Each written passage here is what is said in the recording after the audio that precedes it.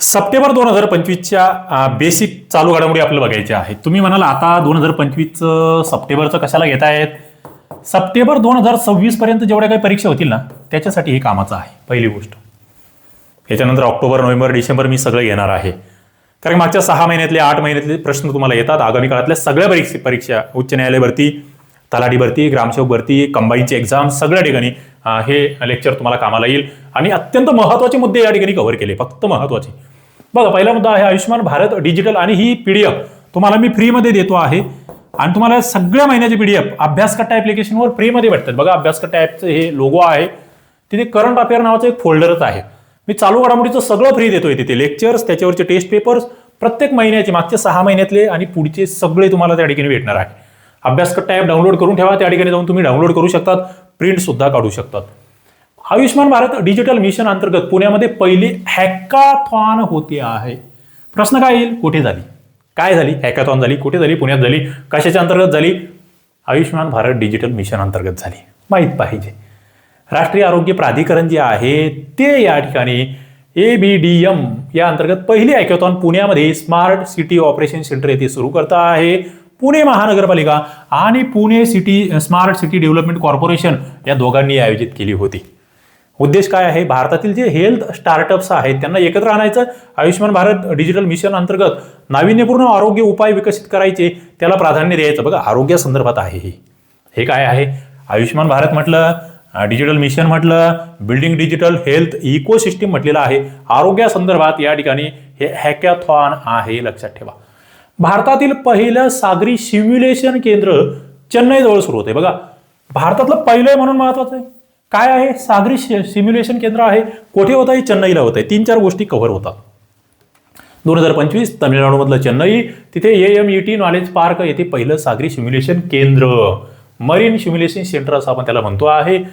Academy of maritime education and training AMET आणि प्रमुख shipping company AP molar mass यांनी या ठिकाणी हे उभं केलेलं आहे. काय घडणार आहे इथे? बघा, या ठिकाणी हे चित्र बघितलं तरी तुमच्या लक्षात येत आहे काय कशासाठी असणार आहे. अत्याधुनिक हे जे केंद्र आहे, नौदल अधिकारी, कॅप्टन आणि इंजिनियर्स यांना जहाजाचं संचालन, नेव्हिगेशन आणि आपत्कालीन परिस्थिती हाताळण्यासाठी अतिशय वास्तविक प्रशिक्षण या ठिकाणी दिले जाईल. आणि हे देशाच्या सागरी शिक्षण आणि प्रशिक्षणाच्या दर्जासाठी एक मोठं पाऊल या ठिकाणी असणार आहे, लक्षात ठेवा. पुढचा मुद्दा जो आहे, NASA ISRO synthetic aperture radar, ज्याला निसार म्हणतोय आम्ही, या उपग्रहाने पृथ्वीचे पहिले फोटो पाठवले आहे. बघा, निसार बद्दल तुम्हाला माहिती पाहिजे. निसार चर्चेत आहे. का चर्चेत आहे? नासा आणि इस्रो. एकतर नासा आपल्याला माहिती आहे अमेरिकेची संशोधन संस्था, इस्रो भारताची.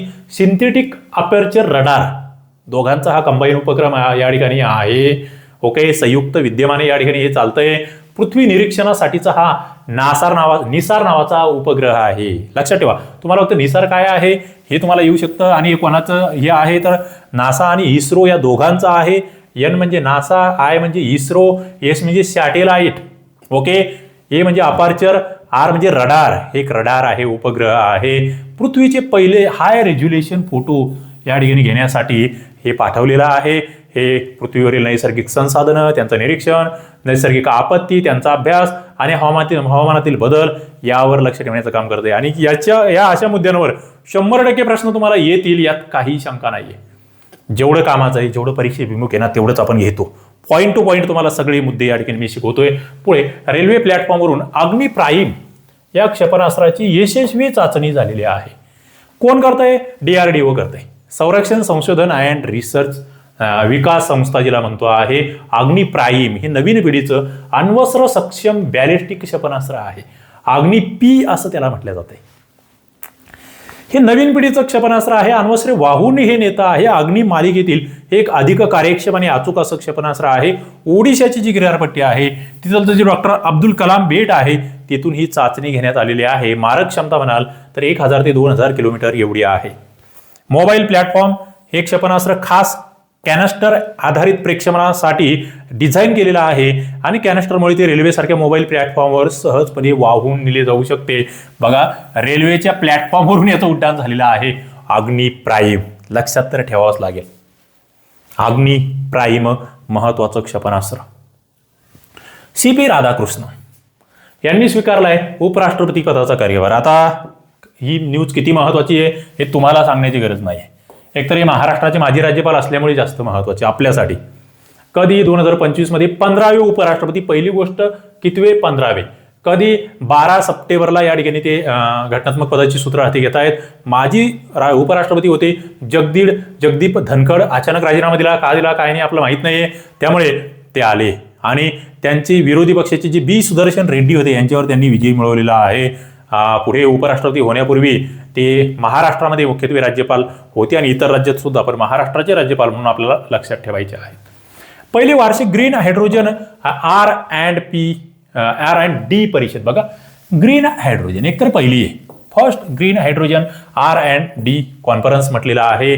फिचरिंग हायड्रोजन स्टार्टअप एक्सपो असं याला नाव दिलेलं आहे. ओके, आपल्यासाठी महत्वाचे. भारताचे नॅशनल ग्रीन हायड्रोजन मिशन जे आहे ना, त्याच्या अंतर्गत लक्ष्य काय आहे माहिती आहे का? हे लक्ष्य नीट लक्षात ठेवा. का राज्यसेवेला वगैरे अशा ठिकाणी प्रश्न येतात, कंबाईनला प्रश्न येतात. 2030 पर्यंत भारतामध्ये दरवर्षी 5 दशलक्ष मेट्रिक टन ग्रीन हायड्रोजनची निर्मिती करण्यासाठी हे विकसित केले. बघा 5 दशलक्ष मेट्रिक टन, 5 MMT आपण त्याला म्हणतो आहे. नवी दिल्लीला या ठिकाणी ही परिषद झाली आहे आणि हायड्रोजन इंधनावर चालणाऱ्या देशातल्या पहिल्या स्वदेशी ट्रेनच्या चाचणीची घोषणा रेल्वे मंत्र्यांनी केली. हायड्रोजनवर ट्रेन चालणार. संशोधन आणि विकास रिसर्च अँड डेव्हलपमेंटसाठी 400 कोटी रुपयाची विशेष तरतूद आहे. तरतुदी सुद्धा लक्षात ठेवणं गरजेच्या आहेत. पुढे महाराष्ट्रामध्ये ग्रीन अर्बन मोबिलिटी मिशन 2.0 सुरू होते. बघा ग्रीन काय म्हटलंय, ग्रीन अर्बन मोबिलिटी मिशन 2.0. काय भानगडे, नावात ग्रीन आहे म्हणजे काय? बघा इंटरेस्टिंग. नागरी भागामध्ये हरित वाहतूक करायची आहे आम्हाला. ग्रीन आहे, नागरी आहे, मोबिलिटी म्हणजे वाहतूक आहे. पुणे, नागपूर, मुंबई, नाशिक इथे इलेक्ट्रिक बस धावणार, EV चार्जिंग हब्स वाढणार.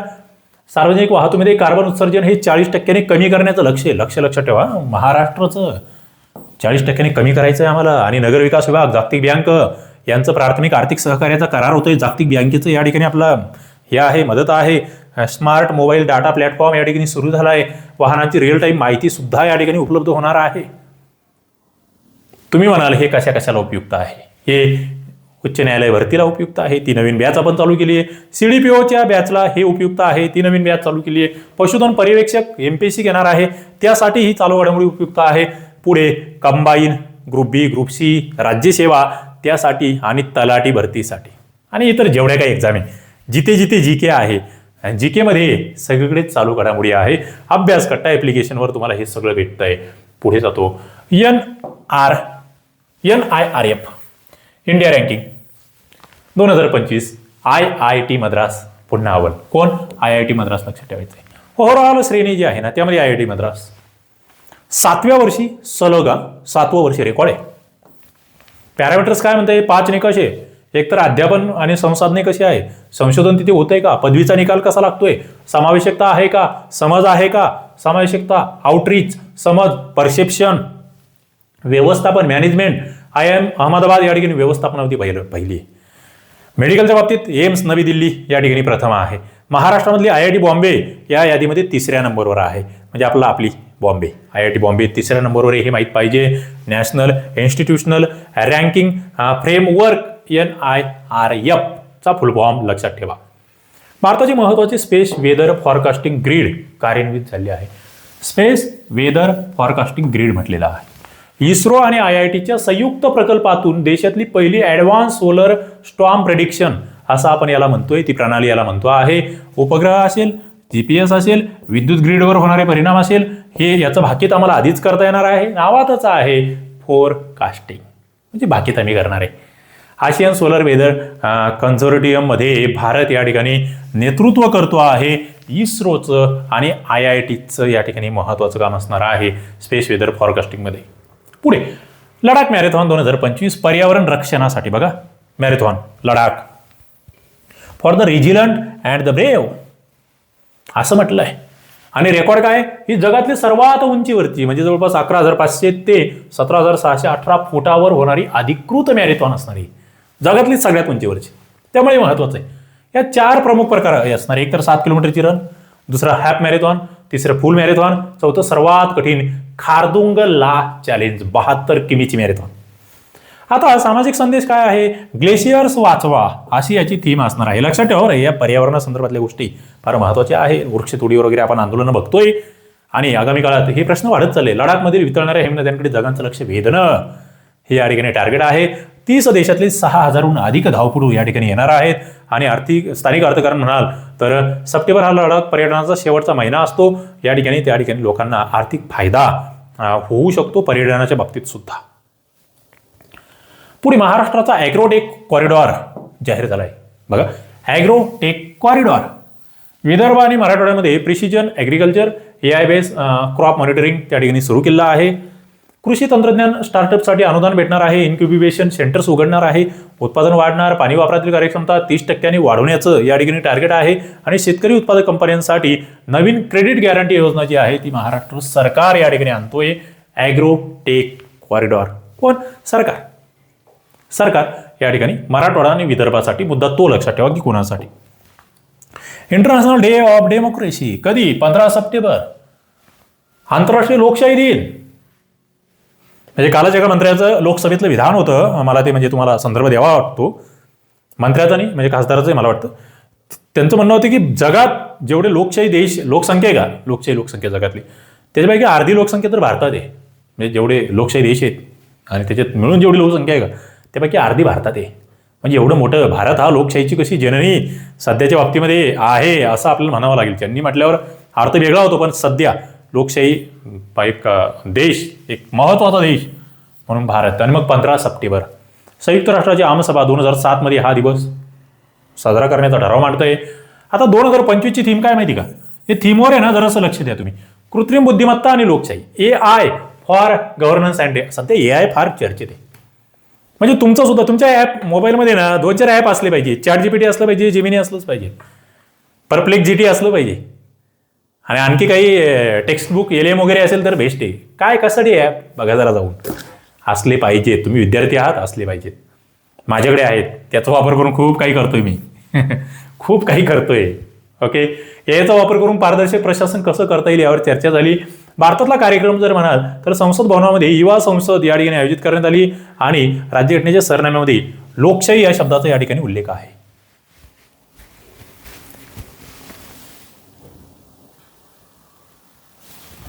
तर आंतरराष्ट्रीय लोकशाही दिन, लोकशाही सरनाम्यामध्ये हा शब्द आपल्यासाठी महत्त्वाचा आहे. आणि हा दिवस सुद्धा 15 सप्टेंबर.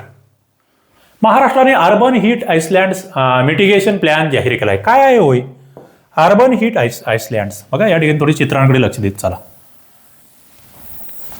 इथे सोलरबद्दल तुम्ही काहीतरी बघता आहात. CRRC म्हटलेलं आहे. मुंबई, ठाणे, पुणे या ठिकाणी जी तापमान आहे ती कमी करण्यासाठी ही रिफ्लेक्टिव्ह प्रिव्हेन्शन योजना आहे. ग्रीन रूफिंग पॉलिसी आहे. म्हणजे वरचं सनरूफ जे आहे ना ते ग्रीन असलं पाहिजे.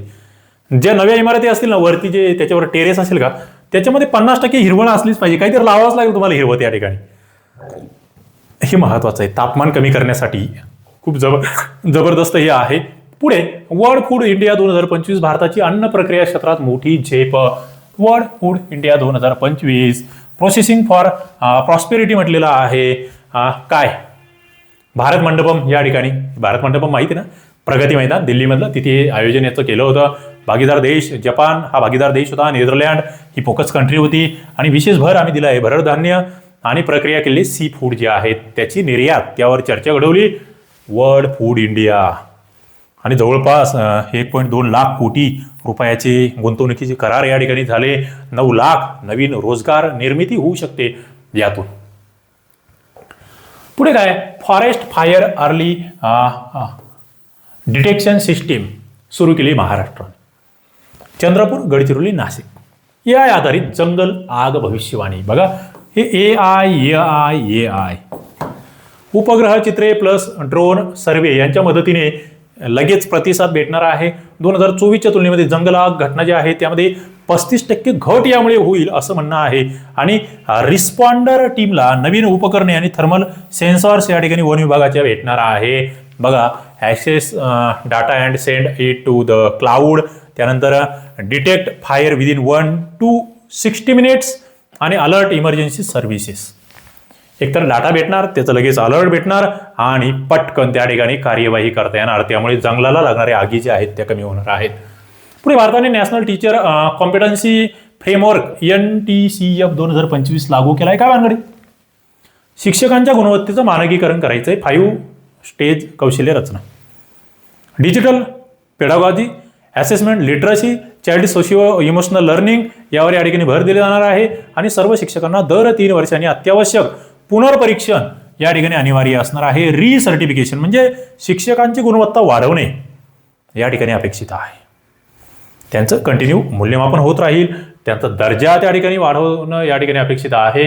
ज्ञान भारतम हे हस्तलिखित जतनासाठी नवीन मिशन आम्ही सुरू केलंय. बघा, उद्या प्रश्न येईल, ज्ञान भारतम काय आहे? काय आहे?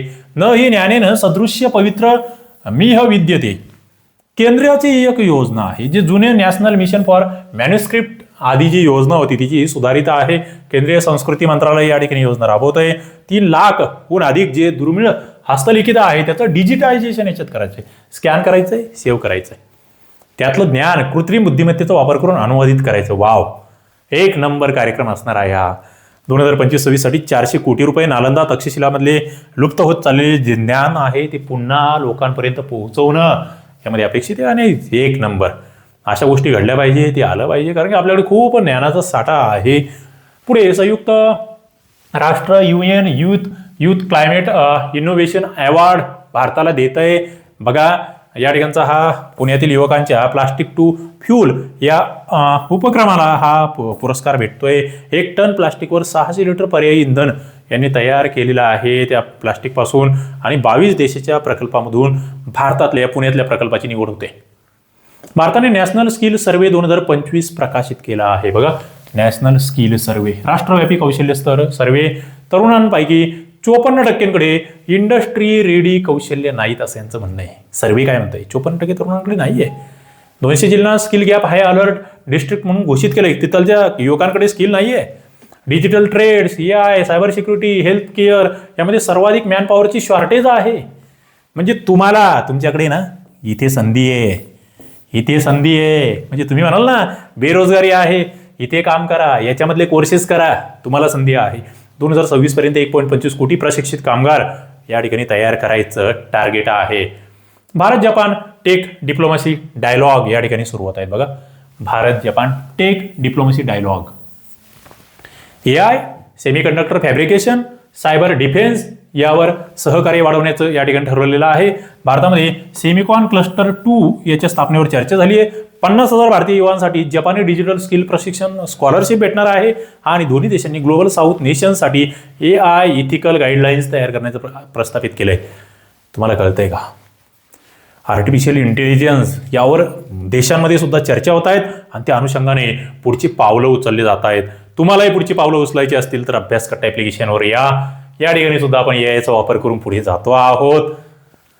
पशुधन पर्यवेक्षक आहे, बॉम्बे उच्च न्यायालय आहे, CDPO भरती आहे, कंबाईन आहे, तलाठी आहे, महाटीटी आहे. या सगळ्यांच्या बॅचेस तुमच्यासाठी इथे चालू आहेत, तुम्ही जॉईन करू शकता. धन्यवाद.